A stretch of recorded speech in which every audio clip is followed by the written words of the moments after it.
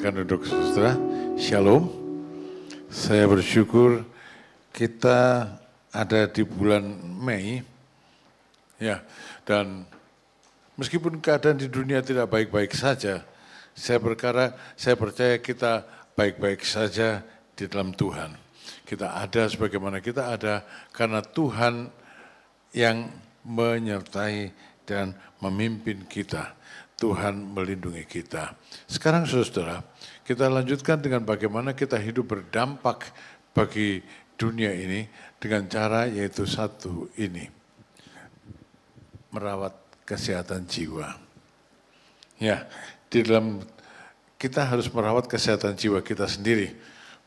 Ya, semua orang bisa dikatakan lah ya, semua orang merawat kesehatan badannya. Ya, menjaga supaya fisiknya bisa tampil dengan baik. Kemarin saya baru terima tamu pendeta ngomong supaya pasti tua bisa sehat tampil dengan baik dan saya tertawa saja. Saya bilang, udahlah Pak, saya bilang ya saya di usia 76 tahun bersyukur mengalir bersama dengan Tuhan. Yang penting itu bisa bersyukur, saya bilang. Saudara, mari kita jangan cuma memperhatikan kesehatan badan kita, bagaimana kita tampil bagus, tapi kita juga merawat kesehatan jiwa kita. Supaya menjadi berkat bagi dunia ini.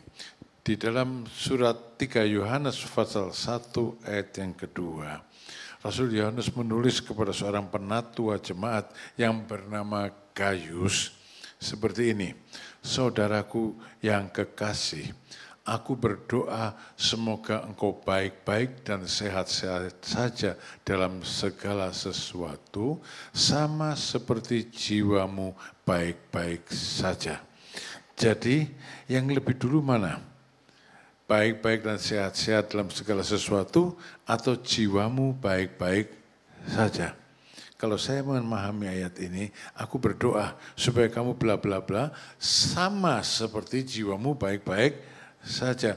Jadi nomor satu, mendahului yang lain, jiwa yang baik-baik saja. Ya, jiwanya baik-baik saja, berdoa supaya yang lain-lainnya juga baik. Yang lain-lainnya itu apa? Jiwa baik-baik saja, yang lain-lainnya baik apa? Tubuhnya sehat, ekonominya sehat, ya, apalagi karirnya sehat. Tapi lebih dulu jiwa yang baik-baik saja, jiwa yang sehat. Lanjut, saudara, bicara soal kesehatan jiwa, maka sebetulnya dunia ini sedang dilanda satu pandemi yang mengerikan sebetulnya. Pandemi apa? Gangguan kesehatan jiwa. Ya, itu lebih merusak dari COVID sebetulnya, tapi kita lebih serius memikirkan COVID di zamannya dulu sudah kita lupakan ya. COVID berlalu, kita melupakan. Pandemi kesehatan jiwa tidak berlalu, masih berjalan terus. Dan banyak orang, rata-rata orang tidak menyadari bahwa dia menderita gangguan mental, gangguan jiwa. Soalnya ringan saja sih. Kalau sudah parah, baru menyadari. Ya, apa gangguan jiwa yang ringan? Saudara, ada istilah baper, minper, stecu. Tahu stecu? Tahu stecu enggak? Setelan cuek. Kan ada tuh, kalah sama saya, stecu. Narsis bipo, tahu nggak narsis bipo? Hah? Nggak tahu? Saudara suka selfie enggak? Suka selfie enggak? Oh ya, Tarwan enggak suka selfie. Orang yang suka selfie itu narsis, saudara. Mundur, enggak tahu di belakangnya jurang kecemplung. Pernah kejadian toh? Narsis, anggap dirinya paling hebat, enggak ada yang motret sendiri aja lah. Ya. Lalu bipolar, kalau dipuji sewenangnya luar biasa, kalau ditegur sedihnya luar biasa, bipolar. Antara kesenangan luar biasa sama sedih luar biasa. Minggu ini datang nyanyi berapi-api, minggu depan manyun baik. Soalnya apa? Soalnya baper. Ya, baper. Saudara, eh, itu di mana-mana gitu ya, tukang gosip itu ada kelainan jiwa, saudara. Kepo itu ada kelainan jiwa, ya. Jadi jangan dianggap orang kepo itu dia kepo, itu jiwanya terganggu, ya. Karena kalau yang jiwanya sehat tidak akan kepo. Dan saudara-saudara, masalah gangguan jiwa ini kan menular ke gereja. Padahal mestinya di gereja itu orang yang mengalami gangguan jiwa menjadi sembuh. Tuhan Yesus kan menyembuhkan bukan cuma orang sakit fisik, termasuk juga gangguan jiwa. Gangguan jiwa dari yang ringan sampai yang berat.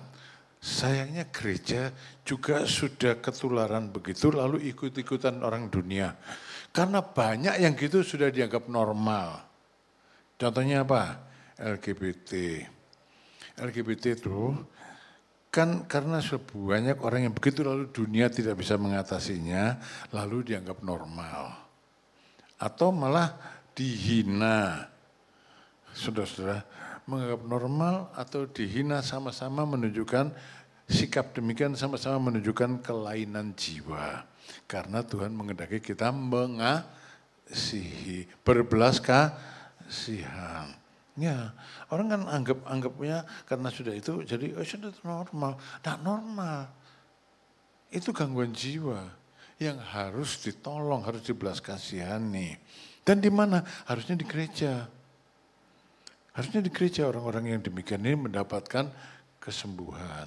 Yang kepo jadi nggak kepo, yang baper jadi memberi perhatian, yang minper jadi memberi perhatian, yang baper jadi apa? Baper itu bawa perasaan ya. Ya, mulai mikir normal, yang setuju mulai memberikan enggak cuek saja, yang narsis mulai memperhatikan orang dan seterusnya. Ya, orang yang jiwanya sehat. Sayangnya di gereja enggak gitu. Gereja juga penuh orang baper, penuh orang cuek, penuh orang minper, tersinggungan, membenarkan diri sendiri, nggak mau diomongi, ya nggak mau dikasih tahu. Ya, saya itu kan biar aja dia biar bertobat. Istri saya tuh nyetir ditabrak truk. Sebetulnya sih yang salah truknya. Soalnya mobilnya sudah di sini, truknya di sini. Yang salah siapa coba? Kalau hidung sama hidung masih bisa dihitung ya. Ini mobil sudah gini, truknya datang bruk gitu. Yang salah siapa? Truknya. Ya toh? Tapi saya bilang nanti dulu. Mikir baik-baik. Bisa dihindarkan gak sih sebetulnya? Nggak bisa ya nasib. Bisa dihindarkan. Jadi saya bilang ya salah. Kalau bisa dihindarkan meskipun dihitung gimana pun ini benar nih. Yang salah yang mana? Kan yang ini. Tapi kalau ini bisa dihindarkan, kenapa enggak dihindarkan? Gitu. Yang dipikirnya di situ, saudara. Jangan membenarkan diri sendiri. Nah, jadi saya bilang gini, di gereja harusnya orang itu sehat jiwanya. Sayangnya di gereja sama banyaknya yang terganggu mentalnya. Dan kalau kita mau berdampak di dunia, perbaiki jiwa kita. Di dunia orang pedofil, ngerti pedofil? Kalau nggak ngerti, saudara. Pedofil. Nafsu sama anak-anak. Ya, nafsu seksnya itu terhadap anak-anak. Di gereja yang dilalah ya pedofil. Satu pimpinan sinode dari satu gereja yang besar di penjara. Karena apa? Karena pedofil. Ya, anak di gerejanya itu yang perempuan dikerjain sama dia. Waktu mau ditangkap mau lari ke Amerika. Tangkap masuk penjara. Siapa? Pendeta besar. Jadi bagaimana? Kan tidak boleh terjadi hal yang seperti ini. Itu kan gawat sudah. Tapi tidak buru-buru gawat saudara. Ya, nggak buru-buru gawat. Mulainya sedikit demi sedikit. kepahitan hati, luka batin, itu gambaran jiwa yang tidak sehat. Ya, gambaran jiwa yang tidak sehat. Jadi kalau kita mau berdampak, ingat, jiwa yang sehat perlu kita pelihara. Slide berikutnya. Apa yang bisa kita lakukan agar jiwa kita sehat? Ya, saudara, banyak hal sih, tapi karena 3 Yohanes ini berbicara tentang seorang tokoh penatua gereja yang namanya Gaius memiliki jiwa yang sehat. Ayo belajar dari Gaius. Gitu ya. Gaius itu siapa enggak tahu lah. Dia penatua salah satu gereja yang ada di zaman Kaisar Nero atau Kaisar Domitian. Kaisar yang menekan dan menganiaya orang-orang Kristen. Di bawah pemerintahan Kaisar Domitian itu Yohanes ditangkap, digoreng. Tapi oleh mujizat Tuhan, Yohanes enggak apa-apa meskipun digoreng. Ya. Gak apa-apa meskipun digoreng. Karena itu kemudian dia dibuang ke pulau Patmos oleh Domitian. Nah saudara-saudara, Gaius ini adalah seorang penatua di zaman itu. Ya, kalau bukan di zaman Nero, di zaman Domitian. Di zaman Nero, Rasul Paulus itu kan dipenggal oleh Nero. Kota Roma dibakar dan orang Kristen dikejar-kejar di mana-mana oleh Nero. Nah, tapi Gaius jiwanya baik-baik saja. Dia memelihara kesehatan jiwanya di tengah suasana yang tidak baik-baik saja. Dan semoga kita itu juga ya baik-baik saja. Masa orang Kristen ribut dengan perang dagang Amerika-Cina?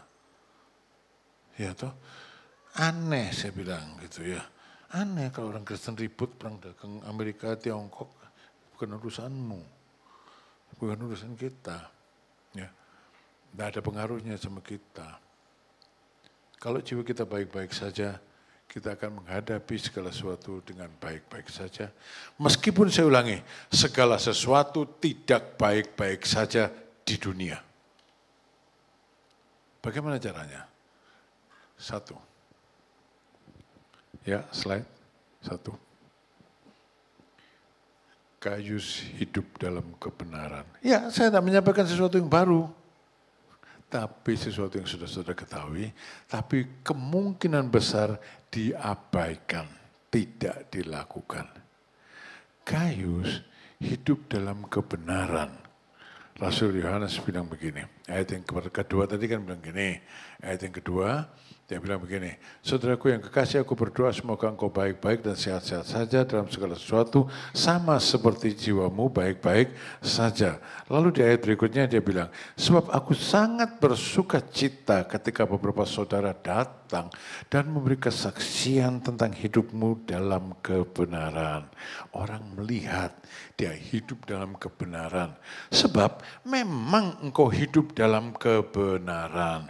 Soal kebenaran kita sudah mendengar, selalu mendengar tiap minggu. Tapi satu pertanyaan, apakah kita hidup di dalam kebenaran? Ya, atau hidup dalam kehendak sendiri?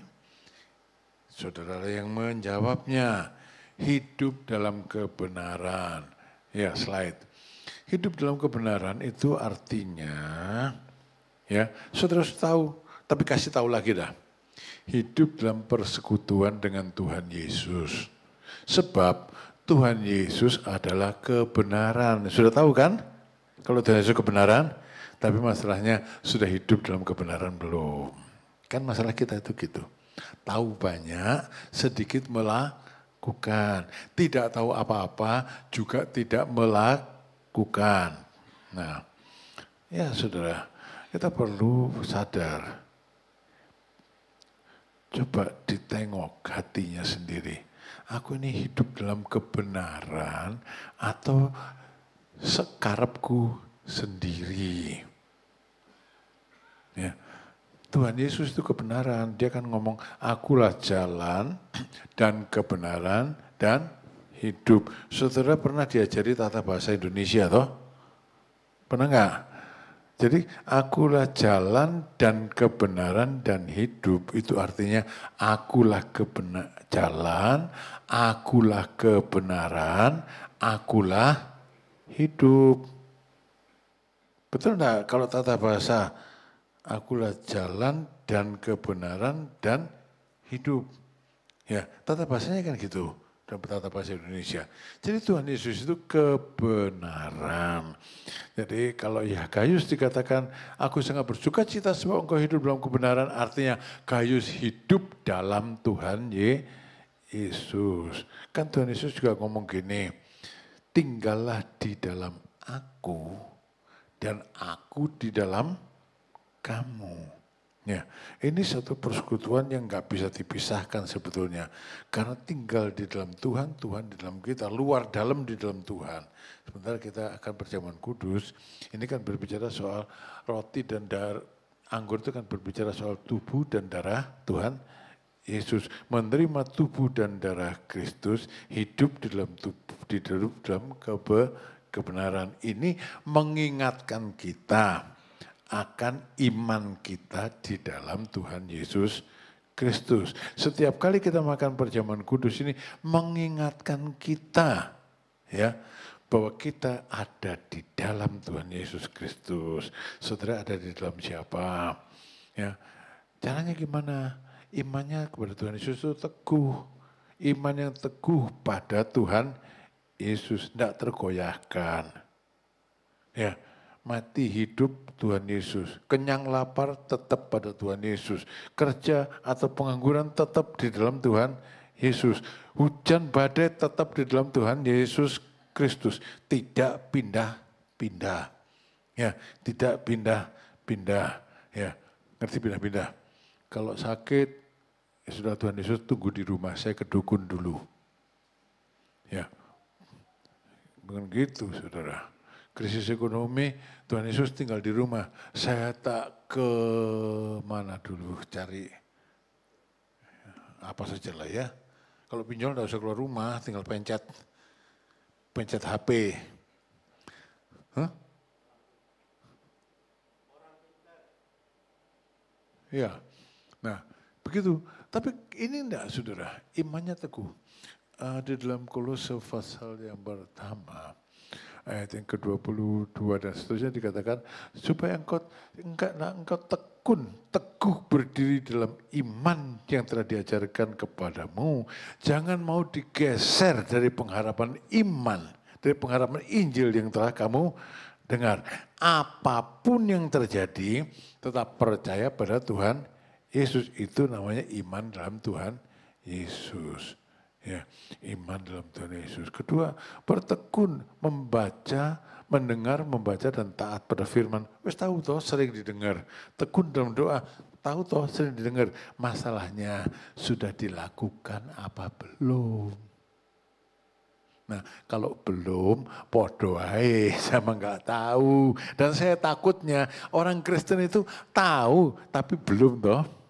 Belum toh. Lebih banyak di muka TikTok toh daripada berdoa. Lebih banyak di apa namanya? Ya begitulah yang macam-macam yang menarik daging kita. Ya. Jadi kalau mau jiwanya sehat, belajar saudara. Yang sudah tahu ini dilakukan. Tetap percaya pada Tuhan Yesus, perhatikan firman, lakukan, tekun dalam doa.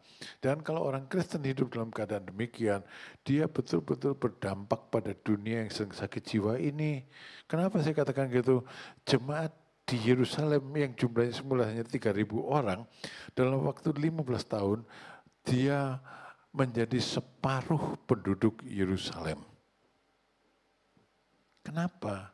Karena jemaat di Yerusalem itu melakukan yang tadi itu. Slide. Iya. Mereka bertekun dalam pengajaran rasul-rasul dan dalam persekutuan. Dan mereka selalu berkumpul untuk memecahkan roti dan berdoa. Itu jemaat di Yerusalem, jemaat yang mula-mula. Dan Gayus adalah penatua dari salah satu jemaat yang mula-mula. Saudara, kita sudah tahu kenapa tidak melakukannya. Ya, jawabnya bisa macam-macam lah ya. Sudah, saya nggak perlu tahu jawaban saudara. Tapi pagi ini saya mau saudara pikir ulang. Ya. Jiwa yang sehat-sehat saja akan disusul dengan segala sesuatu menjadi sehat-sehat dan baik-baik saja. Ya. Dan menjadi berkat. Nah, pakai ongkos cuma butuh waktu dan kesungguhan hati. Satu, mau jiwanya sehat-sehat dan baik-baik saja. Mau memelihara jiwanya sehat-sehat dan baik-baik saja. Hidup dalam kebenaran. Tidak ada cara lain. Yang kedua, hidup sesuai dengan imannya. Kita kan beriman. Tapi apakah iman kita itu dinyatakan dalam hidup kita? Banyak orang imannya adalah di mulut. Apakah hidup kita ini menyatakan iman? Itu sebabnya saya jarang tanya sama saudara-saudara, amin saudara, amin, amin, amin. Jarang saya, kurang keras, amin, kurang keras, amin, kurang keras. Itu imannya di mulut tok, habis itu lupa. Aminnya di mulut tok karena dipaksa. Saudara, tapi yang benar, iman itu harus diwujudkan dalam perbuatan, dalam kehidupan.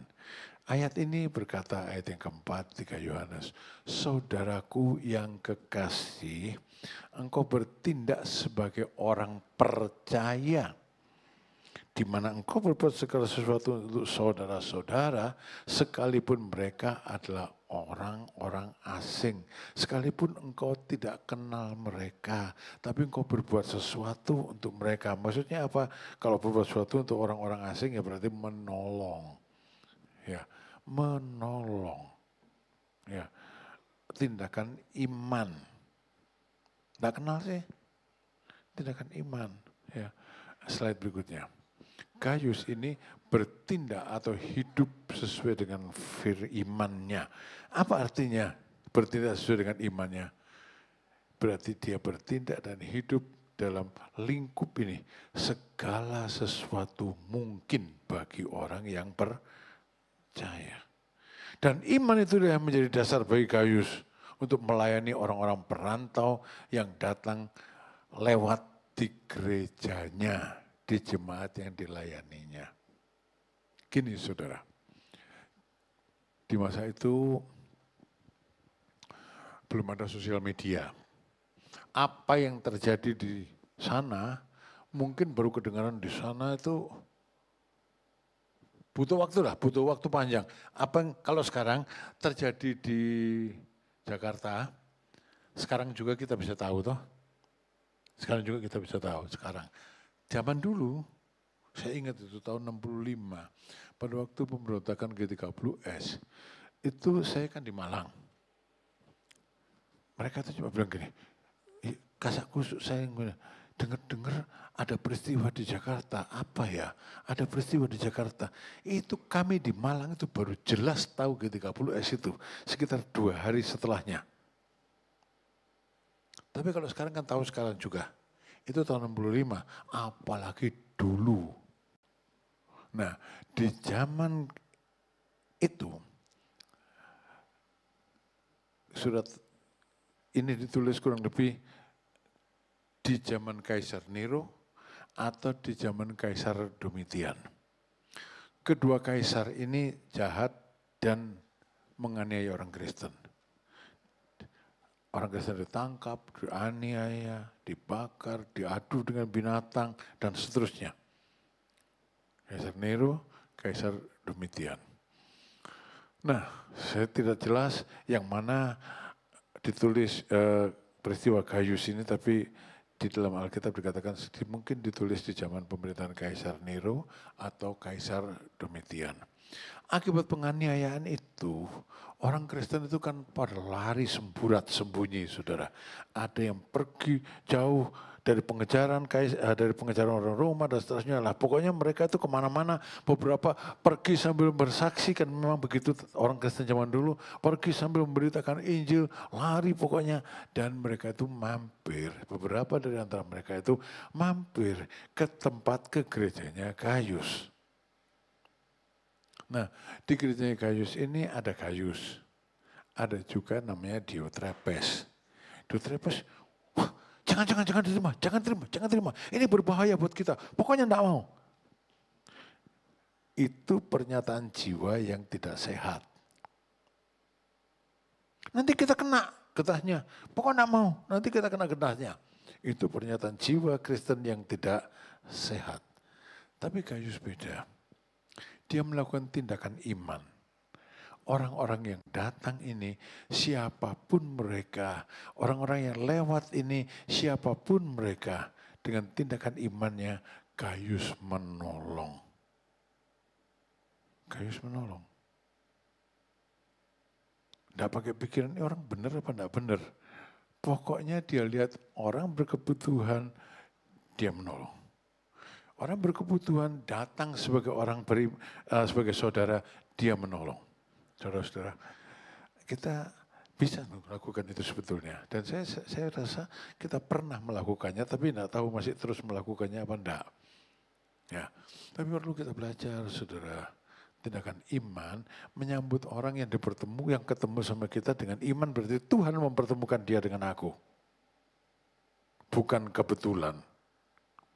Jadi gini, waktu itu kita belum punya gedung gereja ini.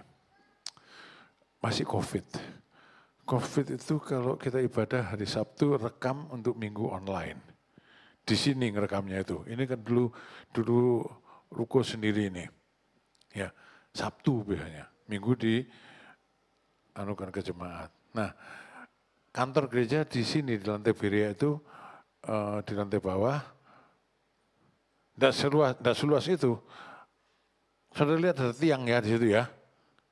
Di lantai bawah itu ada tiang. Nah di situ dulu tembok. Nah itu kantor gereja dan biasanya dipakai untuk ibadah WBI. WBI datang dan beribadah. Satu kali waktu ibadah WBI ada seorang perempuan datang. Dia duduk ikut ibadah. Selesai ibadah dia minta izin untuk bicara. Dikasih kesempatan untuk bersaksi dan dia cerita. Dia dari Malang, rumahnya di Jakarta. Suaminya sakit jiwa, dibawa ke Malang untuk berobat. Sudah gitu selesai dari Malang, dia mau pulang ke Jakarta. Di tengah jalan suaminya kumat, teriak-teriak, mengganggu isi bis. Oleh supir bis malam diturunkan di tol Cipernas itu. Ada orang baik hati membawa dia dari tol Cipernas ke terminal. Suruh naik bis ke Jakarta tapi tidak punya uang. Lalu dia tanya, di dekat sini gereja di mana? Padahal saudara, di situ itu ada gereja sudah jadi toh. Betul ya arahnya ya. Ada gereja besar sudah jadi. Ya. Lah kok calo-calo atau apa yang ada di terminal, tanya dia itu menunjuk kita saudara. Kok tahu di sini ada GBI Raja Wali, padahal gedungnya aja belum ada, baru ruko seadanya itu. Tidak pakai plafon kayak sepertinya pada waktu itu ya masih kasih kantor gereja. Ditunjuknya ke sini saudara. Dia bilang ditunjukkan ke sini. Jadi ibu-ibu ini kemudian melakukan sesuatu. Ya, jadi dia datang, saya pikir oke, kita bisa katakan ini satu tindakan iman, menerima saudara, percaya pada ceritanya, ibu-ibu ini memberikan bantuan. Ongkos untuk ke Jakarta, kasih, kan ibu-ibu pasti ada, seringnya kalau ibu-ibu itu pasti ada makanan lah, makanya ibu-ibu gemuk-gemuk itu ya. Nah, ibu-ibu kan gemuk-gemuk, dia tapi gemuk-gemuk nggak bisa dimakan, dimasukkan kresek. Kan gitu. Nah, kasih makanan. Itu baik, itu benar. Ya memang harusnya begitu. Harusnya begitu. Harusnya begitu. Yang dipertemukan Tuhan dengan kita, yang ketemu kita, orang yang ketemu dengan kita, dan dia butuh pertolongan, tindakan iman kita adalah apa? Tidak ada yang kebetulan. Tuhan mempertemukan aku dengan dia. lakukan tindakan untuk menolong. Itu Gayus. Ya, itu Gayus. Nah, banyak pertanyaan, kamu dari mana? Ada surat pengantarnya enggak? Ada ininya enggak? Terus enggak pakai dah. Pokoknya dia datang sebagai orang percaya. Dia Gayus memberikan pertolongan. Tindakan iman. Mari kita melakukan tindakan itu di rumah kita masing-masing. Sudah sering dikasih tahu. Melakukannya enggak tahu lah. Ya, kalau jiwanya mau sehat, lakukan. Yang ketiga, ya slide. Yang ketiga, hidup dalam kasih, saudara. Di ayat yang kelima kemudian dikatakan orang-orang yang mendapat pertolongan dari Gayus ini, mereka memberi kesaksian di hadapan jemaat tentang kasih-Mu. Baik benar perbuatanmu jika engkau menolong mereka dalam perjalanan mereka dengan suatu cara yang berkenan kepada Allah. Jadi tindakan iman diikuti dengan tindakan kasih. Dalam hal ini Gayus menolong mereka dalam perjalanan mereka. Slide.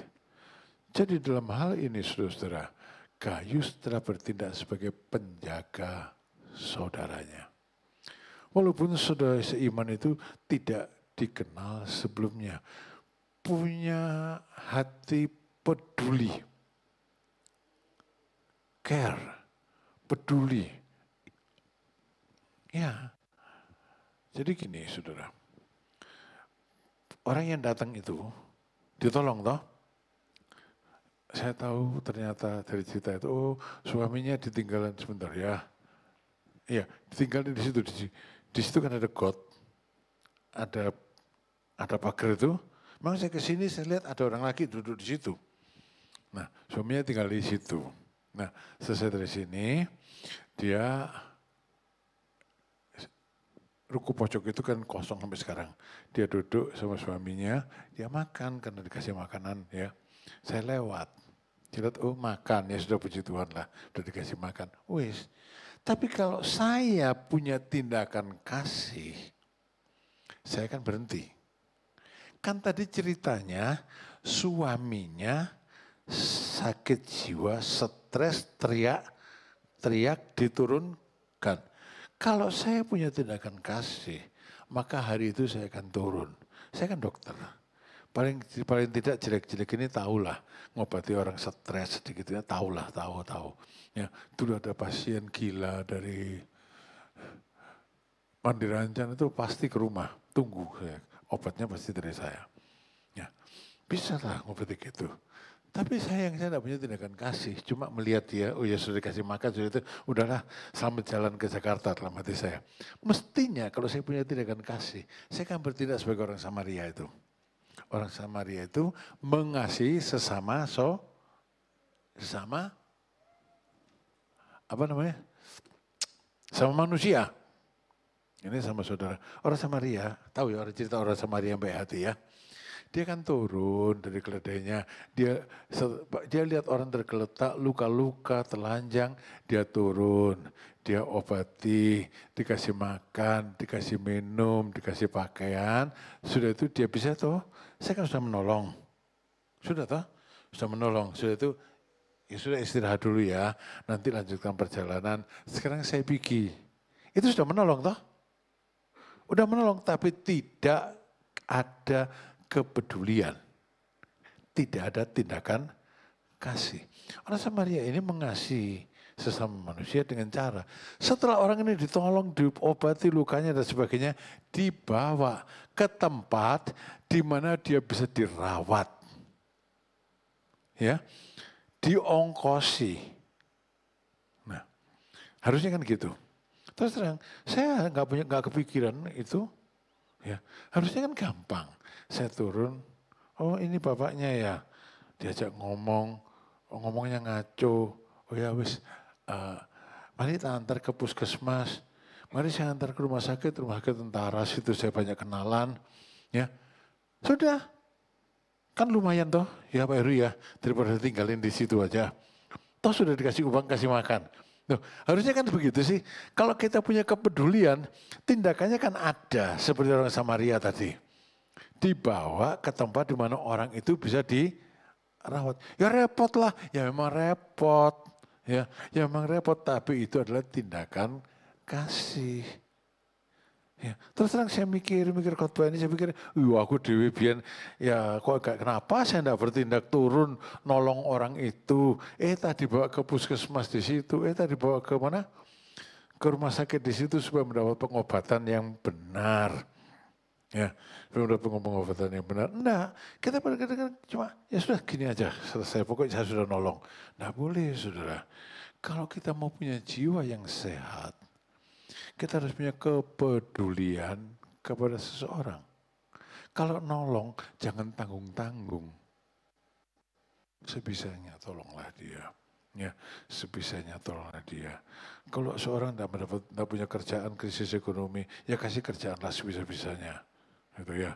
Kasih kerjaanlah sebisa-bisanya supaya dia mendapat pertolongan. Ya, tidak semua orang bisa saya melakukan, ya enggak lah. Saya enggak mau kuasa, saudara kan punya tugas, bagi tugas gitu ya. Bagi tugas, ada tugas saudara juga dalam hal ini, bukan cuma saya atau istri saya. Tapi semua orang punya tugas untuk melakukan tindakan kasih. Itulah Gaius, saudara, itulah Gaius. Contoh orang yang jiwanya sehat. Dan karena jiwanya sehat, maka tadi dikatakan dalam ayat pembukaannya, saudaraku yang kekasih, aku berdoa, semoga engkau baik-baik dan sehat-sehat saja dalam segala sesuatu. Sama seperti jiwamu baik-baik saja. Kalau ulang tahun, sehat badan, panjang umurnya. Sehat jiwanya, sehat badannya, sehat duitnya. Sehat apa lagi ya? Nah, kalau nggak sehat jiwanya, mana bisa sehat duitnya, saudara. Punya duitnya dipakai untuk melakukan kejahatan juga. Nah, mari saudara, ya, dunia sedang tidak baik-baik saja. Masalahnya banyak. Harusnya saudara baik-baik saja. Karena sudah tahu kebenaran, iman, dan mengasihi. Ya, tahu. Kalau kita lakukan itu, maka memang hidup kita akan berdampak bagi dunia ini. Dunia yang sedang sakit jiwa ini akan berpaling kepada kita untuk mendapatkan kesembuhan. Ya, untuk mendapatkan kesembuhan. Mari belajar, saudara ya. Mari belajar. Lakukanlah. Saudara sudah tahu caranya. Lakukanlah. Ya, saya tidak bisa paksa, tapi saya bisa meminta. Di dalam kasih Tuhan Yesus Kristus, lakukanlah. Jiwamu sehat-sehat dan diberkati di dalam Tuhan Yesus. Oke.